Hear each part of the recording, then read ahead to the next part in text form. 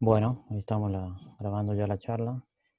He abierto o inicié, digamos, la convocatoria con una cuenta de la Facu. Vamos a ver si se puede sostener, digamos, el tiempo sin que se corten a los 40 minutos. Bastante dinámico, me gusta Zoom, digamos, porque me parece más estable que las otras plataformas. Y bueno, permite compartir rápido las cosas y no se cuelga generalmente, digamos, ¿no? Vamos a ver, yo voy a compartir ahora el Power que tenía previsto.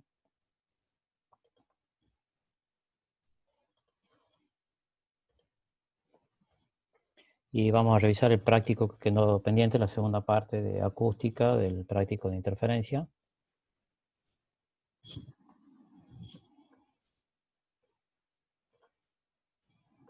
Vamos a ver si se están viendo ustedes la presentación que dice acústica. Sí, sí, ahí se ve. Sí, Ujú. Bien, bueno, como acústica tratamos con el tema sonido, una onda de presión que se propaga en un medio o material.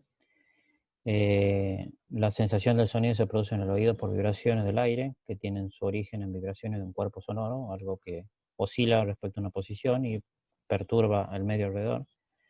Las oscilaciones se transmiten por el aire que lo rodea, otro medio, nada muy diferente a lo que venimos viendo con ondas mecánicas, y que se producen ondas que se propagan, porque no viajan, sino que se propaga la energía, se transfiere a través del medio, con la velocidad que depende del medio material. La frecuencia de audición, que notamos sonidos en nuestro oído, está entre 20 Hz y 20.000 Hz. Si el sonido es por debajo de 20 Hz, se trata de infrasonidos. Si se está por arriba de 20 kHz, de 20.000 Hz, se trata de ultrasonidos.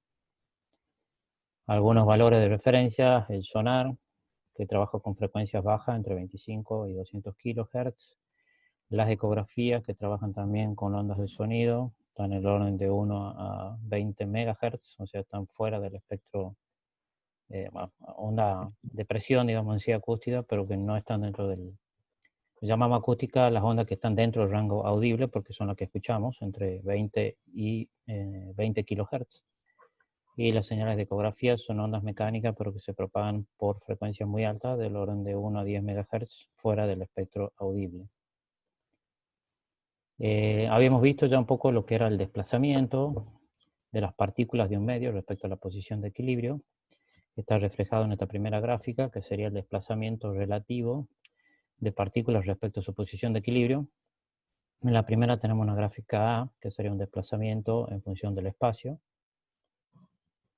Y lo que estamos midiendo acá con las crestas y los mínimos sería el desplazamiento respecto a la posición de equilibrio de una partícula que se está propagando en forma longitudinal, la onda mecánica. Recuerden que la onda longitudinal eran aquellas cuya oscilación de la partícula del medio se daba en el mismo sentido de propagación de la onda mecánica. Y a medida que una partícula va impactando sobre la siguiente, causando un desplazamiento y afectando la que viene, se irán produciendo variaciones de presión sobre el medio, a medida, con un cierto retardo, digamos, a medida que se empiece la compresión, digamos, en sí, o en este punto el máximo que llamamos X2 del desplazamiento de una partícula. Aquí coincide con una presión en la gráfica inferior 0, y a medida que se va comprimiendo el material tiene un cierto retardo hasta que se genera el aumento de presión en esa zona del espacio, ¿no? Acá están graficados contra el espacio, ¿no? O sea, el eje horizontal es X, no está contra el tiempo, ¿no? Lo importante es resaltar que las ondas de desplazamiento y de presión están desfasadas a un ángulo de pi sobre 2 entre una partícula que irá a afectar sobre la siguiente, comprimiendo el volumen de la partícula siguiente o comprimiendo el espacio que está ocupando, y se nos resultará posteriormente en una variación de la presión.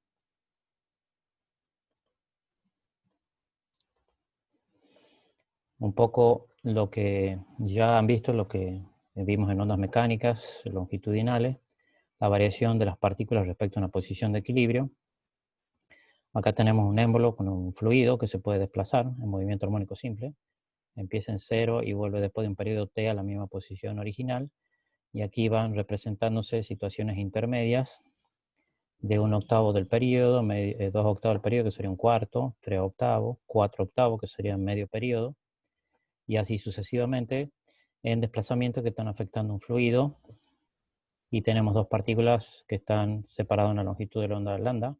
Cuando se comienza la compresión, empieza un desplazamiento que tarda un tiempo en reflejarse. En este caso, el pistón está comprimiendo el fluido en esta etapa inicial y las partículas van a tardar un tiempo después en reaccionar. Y cuando se desplaza hacia atrás el pistón, disminuyendo la presión en esa zona del espacio, las partículas tardarán un tiempo en reaccionar y variará la presión en forma no continua, digamos así, dentro del fluido, ¿no? Si consideramos la ecuación de una onda mecánica, que ya la habíamos visto, I de xt, que sería la posición de desplazamiento respecto a la posición de equilibrio de cualquier partícula en cualquier punto del espacio y en un tiempo t, que era igual a A por coseno de kx menos omega t, que sería en este caso, lo estamos tomando como una onda sonora que se propaga en la dirección más x, y este valor de I de xt nos da el desplazamiento relativo de la partícula respecto a la posición de equilibrio para cualquier partícula del medio en cualquier tiempo. Entonces estamos en función de x, que sería el espacio, y en función del tiempo a medida que se propaga la onda. O sea que esta I de xt no es un desplazamiento vertical como de las ondas transversales, y usamos la misma ecuación, pero representa un desplazamiento sobre el eje x de la partícula respecto a su posición de equilibrio. O sea, esta partícula irá oscilando entre un punto de máxima y de mínima, y esta ecuación me estará dando la posición de cada partícula en el fluido, por ejemplo, o en el aire, para las diferentes posiciones y los diferentes tiempos que podemos analizar. Bueno, nuevamente, esta I de xt no representa un desplazamiento transversal, sino una variación de su posición relativa respecto al equilibrio, o sea que estarían midiendo un desplazamiento sobre el eje x, nada más que estamos usando la misma notación de I de xt para ondas transversales, ¿no? Bien, si analizamos un cilindro, por representar una pequeña variación del fluido llamando líquido o gas, también se da en el caso de materiales, digamos, sea de sólidos, que tiene una cierta sección transversal S, están ubicados en una cierta posición X, acá estamos sobre el eje horizontal que dice X, y ese cilindro tiene una altura o longitud delta X y una sección S. Cuando es perturbado en su base, por así llamarlo, por una partícula anterior, por el desplazamiento de la onda mecánica, se producirá un desplazamiento de la base en una distancia que llamamos I1, que será el valor I de xt para el desplazamiento de una partícula de la base en un tiempo t, para la posición x. Estamos sobre el eje x acá, ¿no? En la altura del cilindro, en la parte superior, donde estamos delta x ya, x más delta x sería la parte superior de ese cilindro, por efecto de la propagación de la señal, esta partícula irá golpeando y transfiriendo energía a la siguiente, ocurrirá también un desplazamiento sobre la parte superior, I2, con respecto a la posición original, que le vamos a llamar una I de x más delta xt. ¿Sí? Entonces, la variación del volumen del cilindro vendrá dado por la superficie de la base multiplicada por la diferencia entre el desplazamiento que tuvo la parte superior y el desplazamiento que tuvo la parte inferior. Si ese desplazamiento, si I2 resulta mayor que I1, o sea que por así llamarlo, la tapa superior, que en este caso está a la derecha, se ha desplazado más que la primera, el volumen aumentará con respecto al cilindro original y habrá una disminución de presión porque aumenta el volumen.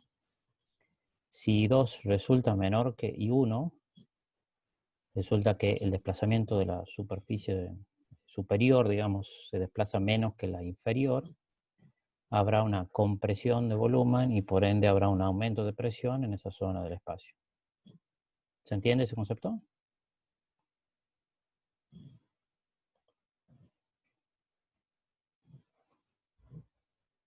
Espero que sí.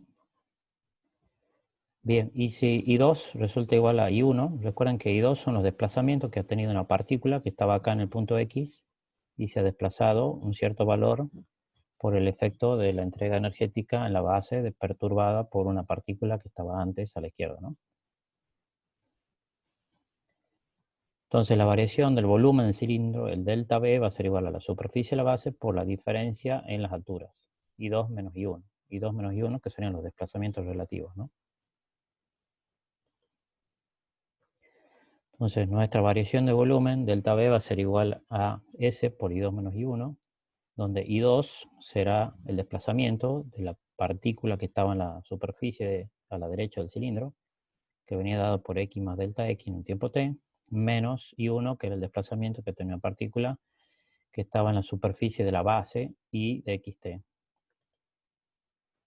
Si hago o calculo la variación de volumen relativa, el delta V sobre V, escribiré arriba la variación de volumen que vimos acá calculada sobre el volumen original, que era S por delta X.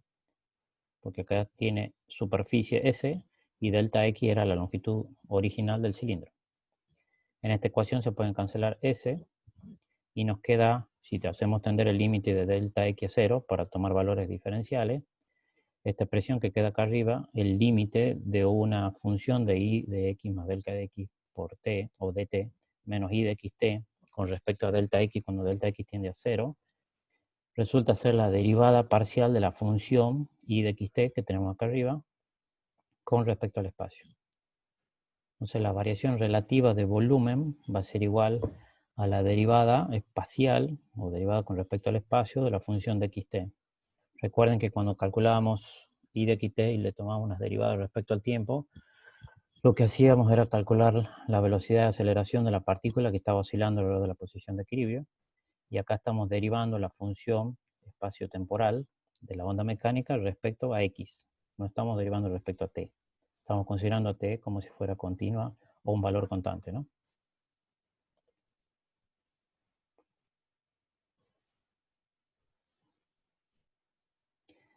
Ya voy a volver sobre una imagen para que lo veamos, creo, un poco más cómodo. Con respecto a sólidos y fluidos, hay un coeficiente de compresibilidad que surge de la ley de Hooke, que algo vimos con movimiento armónico simple, donde esa constante K de proporcionalidad me decía que de acuerdo a una fuerza que se establecía, se desplazaba el resorte una cierta cantidad de X, y esa relación era lineal. A medida que aumentaba la fuerza había un mayor desplazamiento. En el caso de sólidos o fluidos, digamos, tomamos la variación volumétrica. En ese caso era como una variación lineal del desplazamiento del resorte. Y aparece un coeficiente de compresibilidad que se denomina, que es igual a la variación de presión por la variación relativa de volumen. O sea, me dicen cuánto varía relativamente el volumen cuando varía una presión afectando sobre un sólido o sobre un fluido en general, como vamos a trabajar en general con el sonido en el aire, ¿no? Y acá se pone ese coeficiente beta, sería como una constante, que me da la relación cuánto varía relativamente un volumen respecto a variaciones de presión. Y se introduce un signo menos negativo porque hay una relación inversa. A medida que aumenta la presión, disminuye el volumen. Cada vez que se hace más grande el volumen, disminuye la presión. Si reduzco volumen, se aumenta la presión para el fluido, ¿no? Por eso se incluye acá un signo menos. Esta expresión de la presión en función del espacio-tiempo, porque depende de la posición y del tiempo para una onda mecánica que está afectando un fluido, la voy a despejar y me quedará menos beta, que es un coeficiente de compresibilidad, igual a la derivada parcial de I de xt son respecto a dx, ¿no? O sea, era el delta V que vimos hace rato, la variación relativa de volumen, que era igual a la derivada parcial. En función de eso, llegamos a la expresión de la presión en función del espacio-tiempo, que depende de B, del coeficiente de compresibilidad del medio. Y si yo derivo parcialmente I de xt, recuerdan que I de xt era A por coseno kx menos omega t, aparece A acá, la derivada del coseno de kx menos omega t respecto a x, me queda un menos seno, y con este menos se vuelve positivo. Y luego derivo el argumento de la función seno, kx menos omega t, considerando t como constante, me queda la derivada k. Por eso en el argumento de la presión máxima, va a ser igual a bk por a, por el seno de kx menos omega t. O sea que es una función espacio-temporal de la presión, y hemos encontrado la expresión matemática, digamos, que correlaciona los desplazamientos de posición de partículas respecto a las variaciones de presión de las partículas en ese punto. ese valor P máximo es igual a ese coeficiente de compresibilidad beta o B K por A. Es de resaltar que este beta no es el mismo B que si es que vieron en algún momento lo que fuera dilatación de sólidos, que creo que se ve en termodinámica, donde daba la variación de volumen con respecto a la temperatura, había un coeficiente beta, que ese era un beta que era 1 sobre el grado centígrado. Aquí beta, si observamos B, que es presión sobre variación relativa de volumen, si lo analizamos dimensionalmente, delta B sobre B, delta B se mide en metro cúbico, la variación de volumen sobre volumen, que es metro cúbico, o sea que el denominador queda adimensional, y lo único que queda en esta relación es la presión arriba, que en el sistema internacional se mide en pascales. O sea que beta es una magnitud en pascales que me da cuánto es el valor de presión para que haya una variación relativa del volumen de 1%. O de 1, dependiendo de los valores que tomen, ¿no? Entonces beta o B se mide en general en pascales. Y en este producto, fíjense que K por A, K recuerden que era el número de onda, que era 2pi sobre lambda, o radianes por metro, y A es un valor de la amplitud máxima del desplazamiento, que se medía en metro.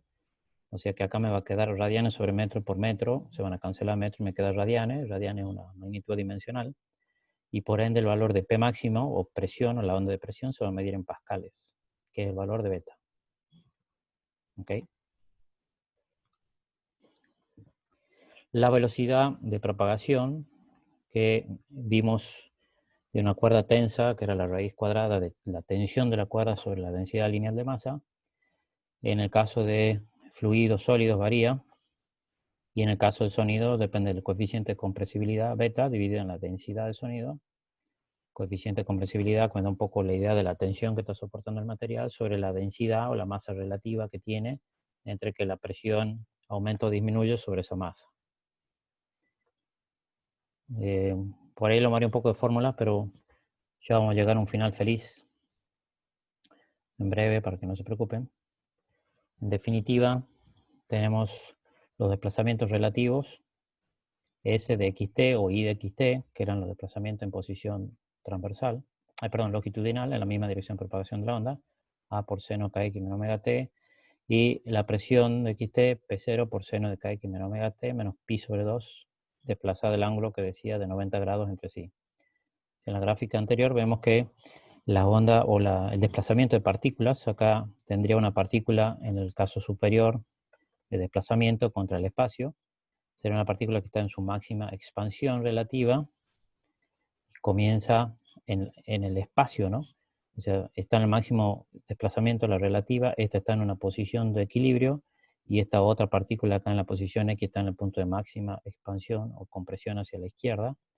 Y durante ese proceso, fíjense, entre un máximo y un mínimo, tengo el máximo de presión, porque acá tuve una compresión por este lado y en el otro lado tuve una compresión negativa, o sea, como que ambos extremos, uno se fue para el máximo y el otro para el mínimo, o sea que se cerraron, y ahí hizo que se incremente la presión, que es lo que está graficado acá abajo, ¿no?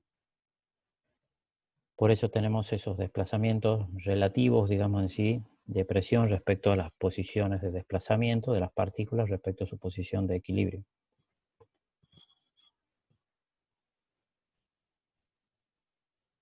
¿Se va entendiendo hasta por ahí? ¿Alguna duda?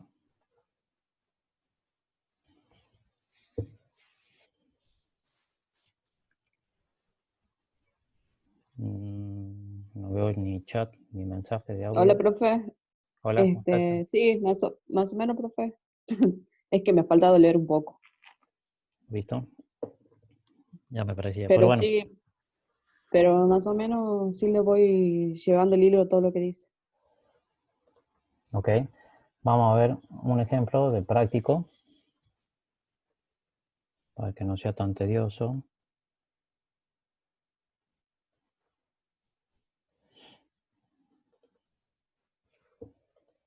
Voy a compartir toda la pantalla de la máquina. Espero que puedan ver lo que voy saltando, digamos.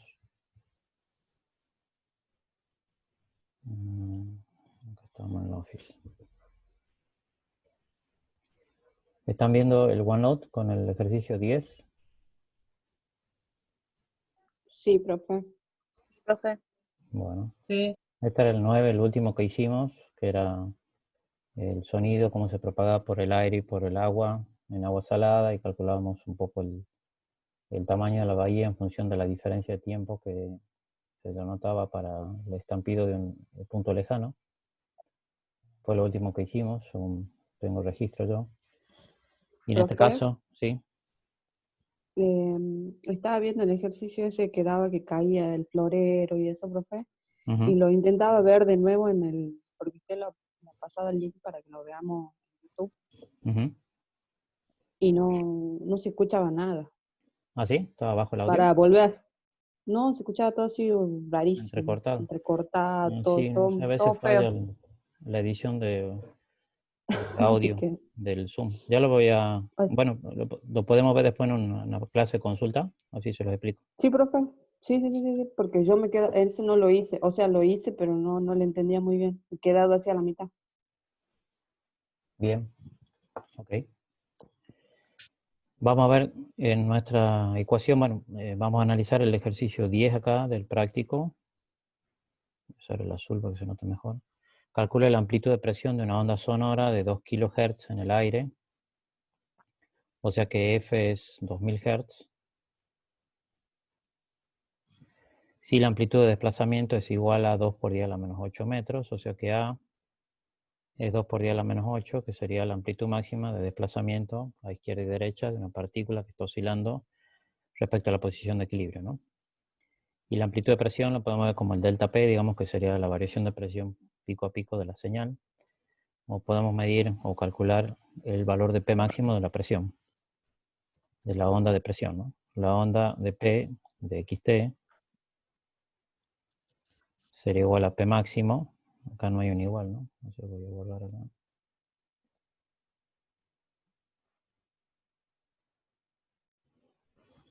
Sería P máximo, hemos usado con seno, este sería con seno de KX menos omega T. Y el valor de P máximo, que era la amplitud máxima, depende del coeficiente de compresibilidad del sonido, ¿sí? ¿Se está escuchando bien? Sí, profe. Ok, Sí, pensé que se había cortado, gracias. Sí, de K, el número de onda, digamos, que era igual a 2pi sobre lambda, y de la amplitud del desplazamiento de la partícula, que es 2 por 10 a la menos 8, ¿no? Entonces la amplitud de presión de una onda sonora de 2 kHz, con 2 kHz puedo sacar omega, que sería 2pi por F, sería 2pi por 2 kilos, entonces sería 4pi kilo radianes por segundo. Ese sería omega de la onda que se está propagando. Y necesitamos K, que sería igual a 2pi sobre lambda. Pero vamos a hacer algunas relaciones. Omega, recuerden, de ondas mecánicas es igual a B por K. Entonces K, el número de ondas también lo podía calcular como omega sobre B. Me está cortando igual. Me está dando 10 minutos más Zoom. Bueno, nos volveremos a conectar sobre el mismo vínculo, ¿no? Entonces el P máximo, y recordando también que la velocidad de propagación de la onda mecánica en el sonido era igual a beta o B sobre la densidad. No sé si usan densidad con rho o con delta, yo lo estoy poniendo con delta.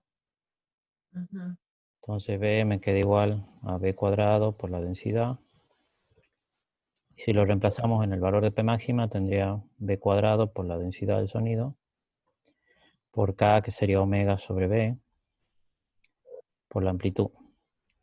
Entonces aquí puedo cancelar B con B y me queda que la amplitud, la P máxima de presión sería velocidad por densidad sonido por omega y por A. Omega lo hemos calculado ya, A es dato, y la velocidad de propagación, vamos a tomar la velocidad de propagación del sonido, más o menos 340 o 343 metros sobre segundo, Y la densidad del sonido está dado en el práctico 1,29 kilogramos por metro cúbico, masa sobre volumen. Y con esos valores puedo sacar el valor de P. Esto lo había calculado antes. Bueno, no está haciendo todo el cálculo que nos lleva tiempo. 1 por 10 a la menos 11, 10 a la menos 1 pascales. 1,10, no, 1,11 por 10 a la menos 1.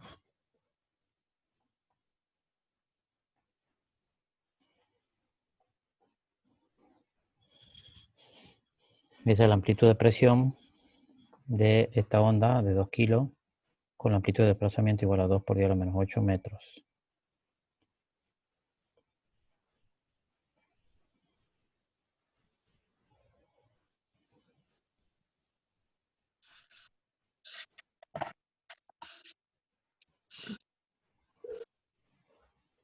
¿Alguna duda hasta ahí? No, profe, sí se entiende. No, profe, está bien. Cualquier cosa le mando un mensaje. Ok, abran el micrófono, cualquier duda. En el 2 escriba la fórmula matemática que describa la variación de presión como una función de la posición y el tiempo para una onda sonora senoidal en el aire. Si lambda igual a 0,1 metro y delta P igual a 0,20. En el 12 tendría que la variación de presión en función del espacio-tiempo es igual a P máximo. Por el seno o coseno, depende de qué funciones trigonométricas use para la posición inicial, pero como poner el seno de kx menos omega t, una onda que se está propagando a derecha, recuerden que se escribe acá menos omega. El P máximo tengo como dato 0,20 pascales.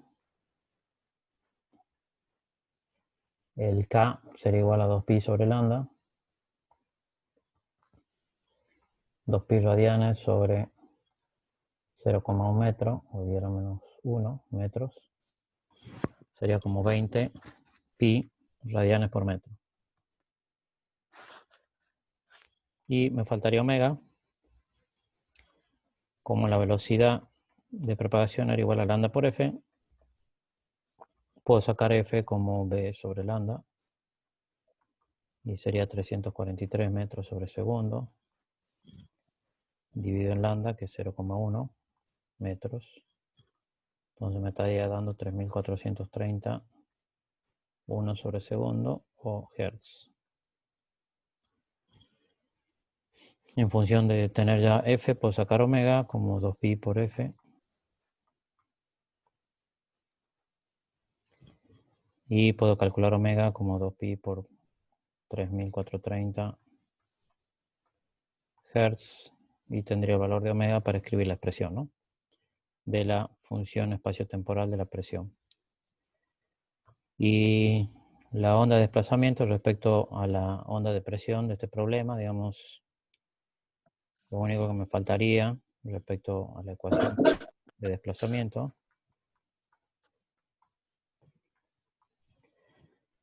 coseno de kx menos omega t. Ya tengo k y omega, lo único que me falta es la amplitud. Y la P máxima habíamos visto que era B por K por A.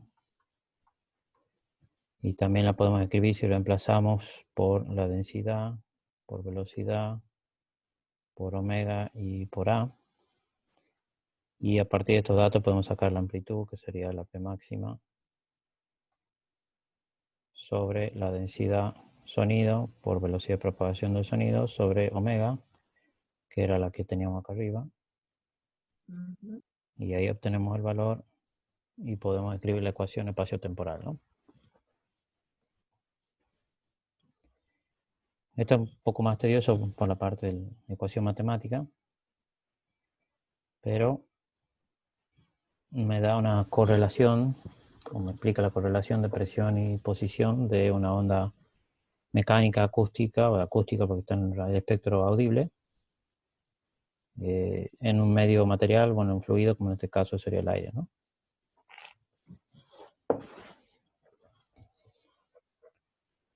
Interesante. Sí.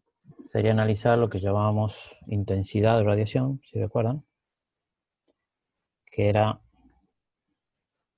la potencia media radiada de una fuente sobre la superficie esférica, considerando que tenía una fuente puntual que estaba radiando en todas las direcciones.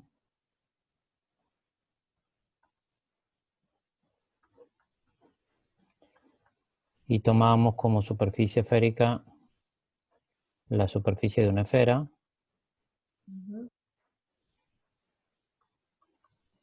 que era 4pi por radio cuadrado, la superficie de un cascarón esférico, ¿no? O sea que era una fuente que estaba radiando en todas las dimensiones y la intensidad de radiación era la potencia media sobre una superficie. La unidad de medida, si recuerdan, de la intensidad era vatio por metro cuadrado. Y vamos a analizar la intensidad de radiación de una onda acústica, que sería la energía transmitida por unidad de área transversal y por tiempo, energía sobre tiempo de la potencia que vimos recién. En general, como energía, podemos calcular el trabajo que va realizando, que era como fuerza por desplazamiento. Si consideramos A por un diferencial de T, esta expresión me queda igual a la velocidad y esta a la presión. O sea que sería el producto de la ecuación del espacio temporal de la presión por la de la velocidad, en I, porque esta es la derivada parcial del desplazamiento respecto al tiempo, pero de la partícula en sí.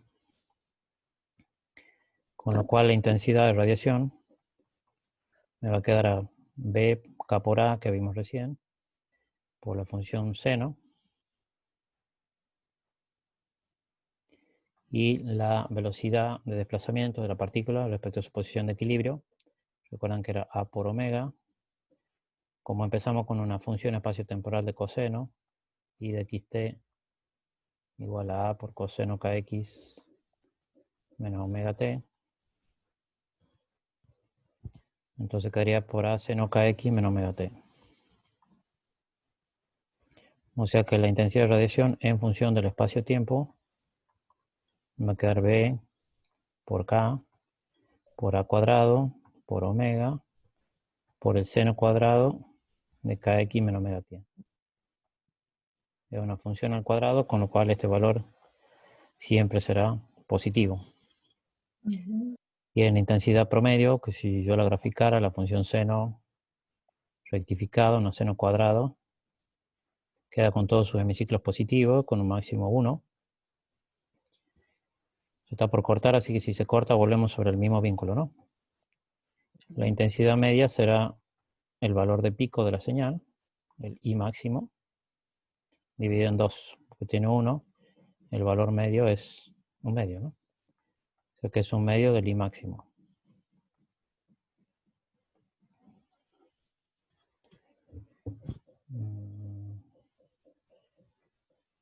Bien, prefiero, antes que se termine de cortar y me corte una explicación a la mitad, cortamos ahora y se vuelven sobre el mismo vínculo. ¿Ah? Sí, profe. Bueno, Sí, profe. Claro, pensé que no se iba a cortar, pero no me deja. Nos vemos enseguida, profe. Vale.